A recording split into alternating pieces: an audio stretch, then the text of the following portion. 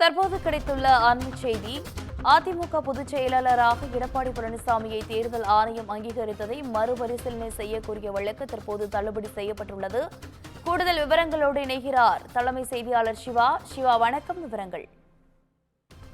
அதிமுக பொதுச் செயலாளராக எடப்பாடி பழனிசாமியை அங்கீகாரம் செய்ததை தேர்தல் ஆணையம் மறுபரிசீலனை செய்ய உத்தரவிட வேண்டும் என தொடரப்பட்ட வழக்கை தள்ளுபடி செய்து சென்னை உயர்நீதிமன்றம் ஒரு உத்தரவை பிறப்பித்திருக்கிறது. சென்னை உயர்நீதிமன்றத்தில் அதிமுகவை சேர்ந்த ராம்குமார் ஆதித்தன் மற்றும் கே.சி. சுரேன் பழனிசாமி ஆகியோர் தொடர்ந்துள்ள ஒரு வழக்கில் முன்னாள் முதலமைச்சர் ஜெயலலிதா மறைவுக்கு பிறகு அதிமுக கட்சியில் தொண்டர்கள் கட்சியினுடைய பொதுச் செயலாளர் பதவிக்கு போட்டியிடுவதை தடுக்கும் வண்ணம் கட்சியினுடைய சட்ட விதிகளுக்கு முரணாக கடந்த 2022ஆம் ஆண்டு ஜூலை மாதம் நடந்த பொதுக்குழுவில் இந்த சட்ட விதிகள் திருத்தப்பட்டதை எதிர்த்த வழக்கு சென்னை உயர்நீதிமன்றத்தில் நிலுவையில் உள்ளது என சுட்டிக்காட்டியிருக்கிறார்.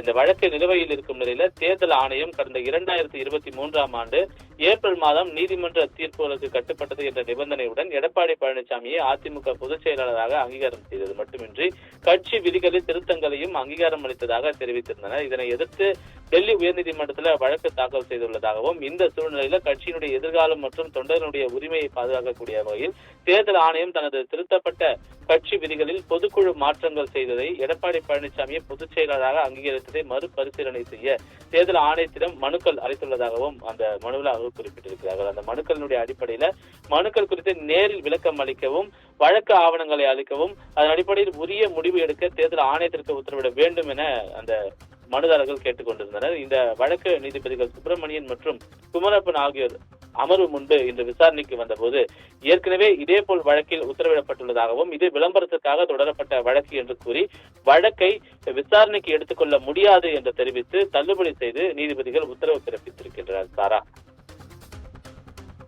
விவரங்களுக்கு நன்றி சிவா.